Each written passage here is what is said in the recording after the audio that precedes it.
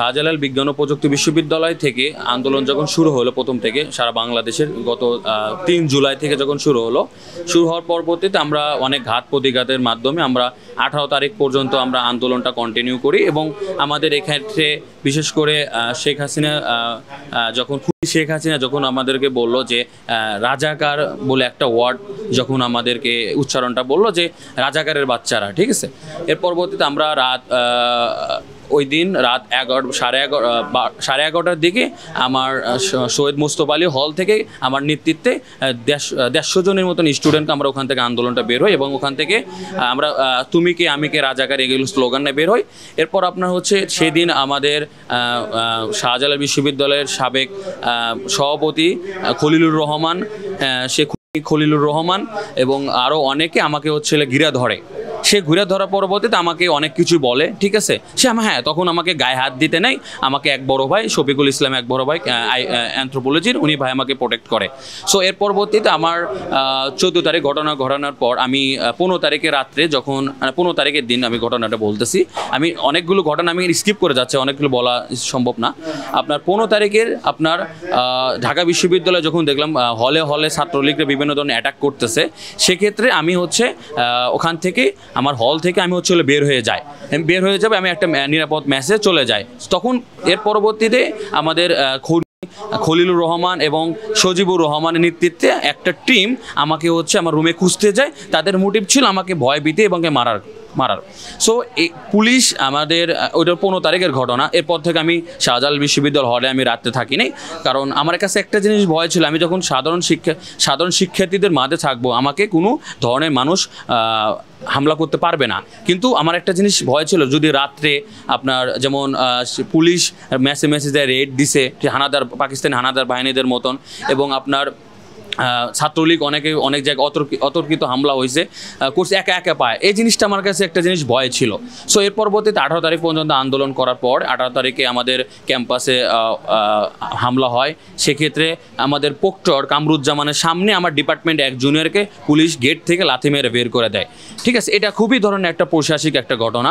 এরপর একটা ঘটনা, ওখানে আমাদের শাহজালাল বিশ্ববিদ্যালয় অনেকে ফায়ারিং করার পরবর্তীতে আপনার মহানগর সিলেটের 200+ ছাত্রলীগ আপনার চার আমদা বন্দুক নিয়ে হচ্ছে আমাদের মেসে, প্রথমে তো পুলিশ ছত্রভঙ্গ করে দেয়, সেক্ষেত্রে আবার মেসে আখালিয়া সুরমাতে ওখানে মেসের ভিতর যা হচ্ছে তারা অ্যাটাক করার পরবর্তীতে আমাদের কেমিক্যাল ডিপার্টমেন্টের রুদ্র সেন নামে একটা ছেলে তার নিরাপদ আশ্রয়স্থলে যাওয়ার সময় একটা ওটাকে বলে খালের মতন একটা যে, বাট ওখানে চোরাবেলি ছিল, সেখানে হচ্ছে সে ডুবে যায়, ঠিক আছে। তার পরবর্তীতে আমি একটা নিরাপদ জায়গায় হচ্ছে আশ্রয় নিই, আমাদের জাহাঙ্গীর আলম স্যার, উনি লিডিং ইউনিভার্সিটির। সো এখানে আমি 18 তারিখ থেকে 24 তারিখ পর্যন্ত হচ্ছে থাকলাম। সো আমি আন্দোলনের, তার পরবর্তীতে আমি আন্দোলনে যাব যখন আমাদের, এবং সরকার যাতে পতন হয় সে জিনিসটা আমরা চেষ্টা করছি, কারণ এই সরকার স্বৈরাচারী সরকার অনেক মানুষের জীবন তার বিলীন করে দিছে। সো আমাদের ছিল যে সরকার জানি পতনটা হোক। এরপর আমি 24 তারিখের থেকে আমি বাসায় আছি, 25 তারিখে পরে আমি অনলাইন অ্যাক্টিভিটিস করি। বিশেষ করে এক্ষেত্রে সিলেটের আমি অনেক স্কুল কলেজের যে ছিল, মানে বাচ্চারা ছিল, তাদের নিয়ে আমি কাজ করি এবং অনলাইন অ্যাক্টিভিটিস করি। সো সাথে আমি সিরাজগঞ্জ জেলার মানুষদের কোঅর্ডিনেট করে আন্দোলন, আমি একটা পেজও খুলি, বৈষম্যবিরোধী ছাত্র আন্দোলন সিরাজগঞ্জ, এটা একটা পেজও আমি খুলি। তারপর আপনার হচ্ছে সিরাজগঞ্জ জেলা রায়গঞ্জ উপজেলাতে আন্দোলনে কোঅর্ডিনেট করে আমি, এবং আমারই নেতৃত্বে 4 তারিখে আপনার একটা আন্দোলন হয় এবং অনেক বড় ধরনের একটা আন্দোলন হয়। সো সে পর্যায়ে আমরা যখন ধানগড় হাই স্কুল থেকে আমরা আন্দোলন নিয়ে, শান্তিপূর্ণ আন্দোলন নিয়ে আমরা হচ্ছে বাস স্ট্যান্ডে আসি, সেক্ষেত্রে আপনার আওয়ামী লীগ এবং ছাত্রলীগ যারা আছে তাদের সাথে আমাদের ছাত্রদের সাথে একটা কি ধাওয়া পাল্টা হয়। সেক্ষেত্রে তারা আমাদের চা পাতি, রামদা, লাঠি, রড এগুলো নিয়ে হচ্ছে আমাদেরকে ধাওয়া দেয়। সেক্ষেত্রে ধাওয়া দেওয়ার করার পর একটা পর্যায়ে আমরা হচ্ছে একটা হক প্লাজা নামে একটা ছিল, সেখানে ভিতর ঢুকি। সেক্ষেত্রে 3টা গেট ছিল, 3টা গেট আমরা লেগে দিই। পরবর্তীতে একটা গেট থেকে তারা হচ্ছে ঢোকে, ঠিক আছে। সেক্ষেত্রে মনে করেন আব্দুর রাজ্জাক, মানে আমাদের বাসা, আমার পার্শ্ববর্তী ঝাপড়া কালীচরণ নাম, ওনার নেতৃত্বে একটা টিম ঢোকে, ঠিক আছে, উনি সিনিয়র ছিল। পরবর্তীতে আর কিছু ছেলেটে পরে ওই হক প্লাজের ভিতর অনেকে লাঠিচার্জ করে, রড দিয়ে পেটায়।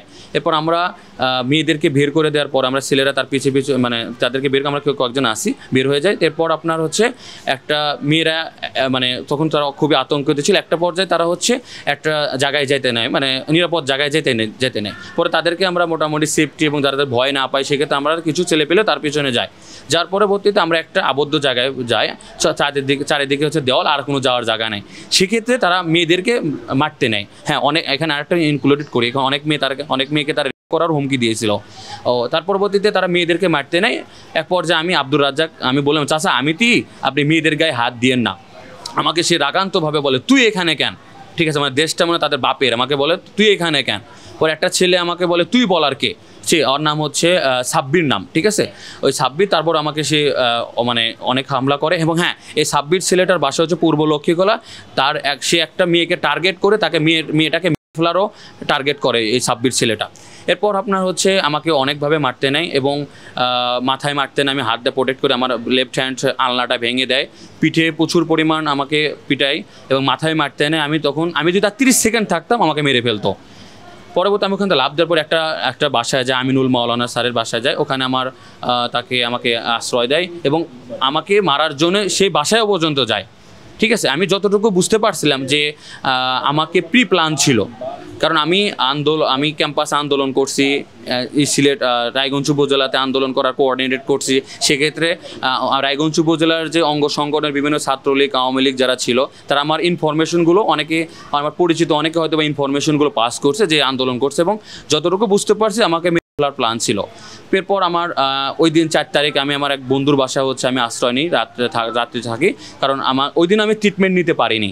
সো দেশ স্বাধীন হওয়ার পরবর্তীতে 5 তারিখের পর আমি 5টার দিকে মানে মাগরিবের পর ডাক্তারের কাছে যাই। সেক্ষেত্রে আমাকে ট্রিটমেন্টটা নেয়।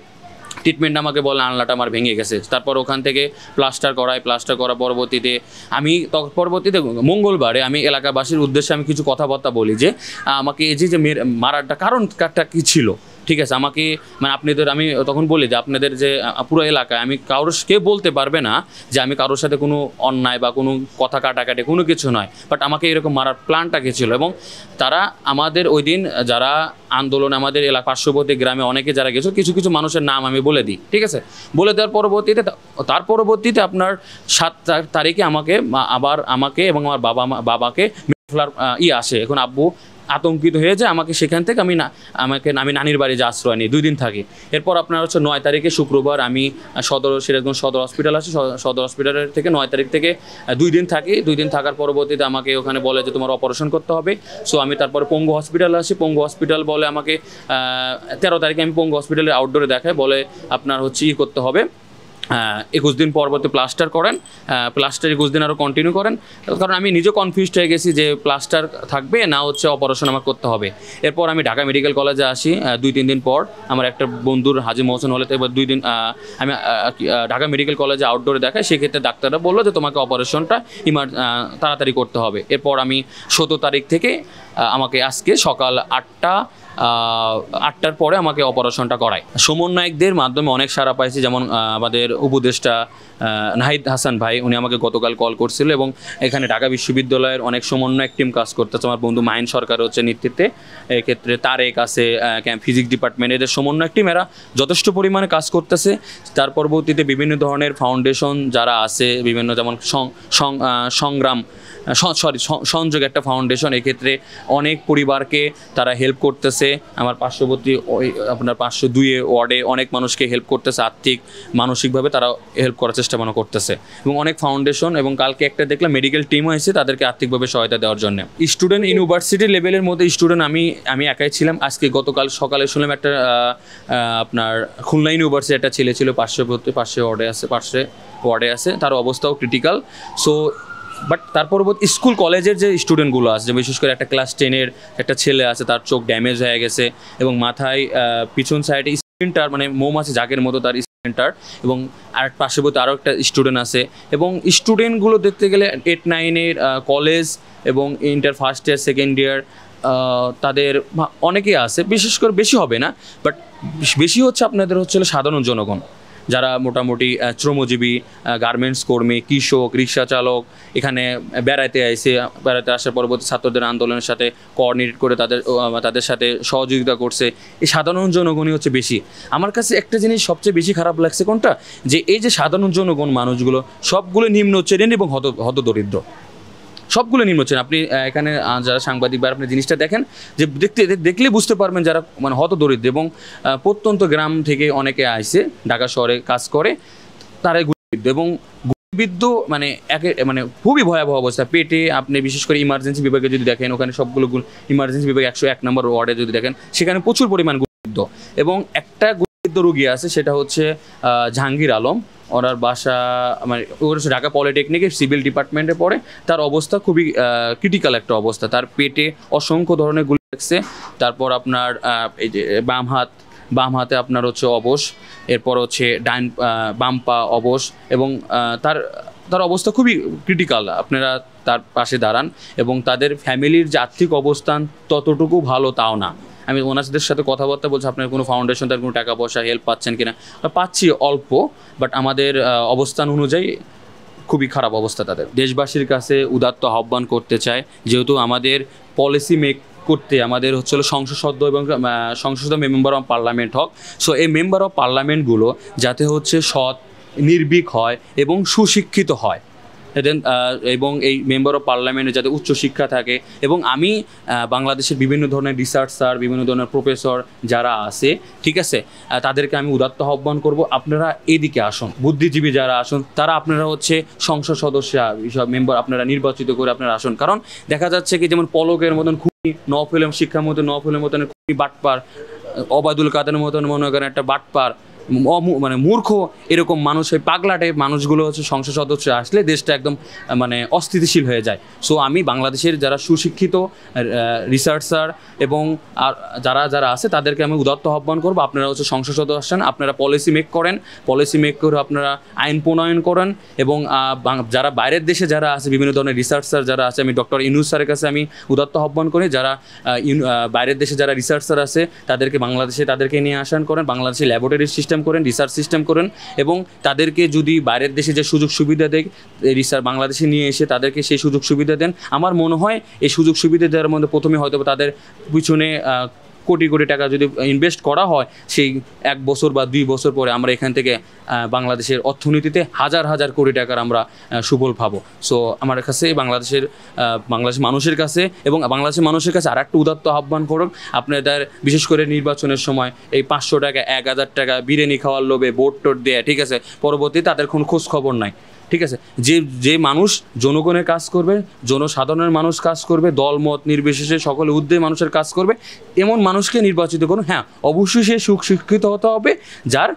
এবং আরেকটা বিষয়, বাংলাদেশে মানে সরকারের কাছে একটা জিনিস উদাত্ত আহ্বান, আপনারা হচ্ছে যেমন আপনি দেখেন যে শিক্ষামন্ত্রী, ঠিক আছে, অন্য একটা পেশার মানুষ, যেমন পলক ছিল কি প্রতিমন্ত্রী ছিল, আইসিটি প্রতিমন্ত্রী, ওর কি আইসিটি সম্পর্কে কোনো জ্ঞান ছিল? মানে এরকম একটা পাগলাটের একটা সিস্টেম করে কী অবস্থা। আবার আপনাদের সাবেক জাহিদ মালিক, সে পড়ছে ইংলিশে, তাকে দিয়ে স্বাস্থ্যমন্ত্রী। মানে এটা পাগলাটের সিস্টেম না? আমাদের এই সিস্টেমটা হচ্ছে চেঞ্জ করতে হবে। অর্থাৎ বাংলাদেশের প্রতিটি সেক্টরে যে সুশিক্ষিত এবং এই বিষয়ে মানে ওয়েল এডুকেটেড, তাকে সেই সেক্টরে রাখতে হবে। এটা আমি বাংলাদেশের মানুষজনের কাছে উদাত্ত আহ্বান।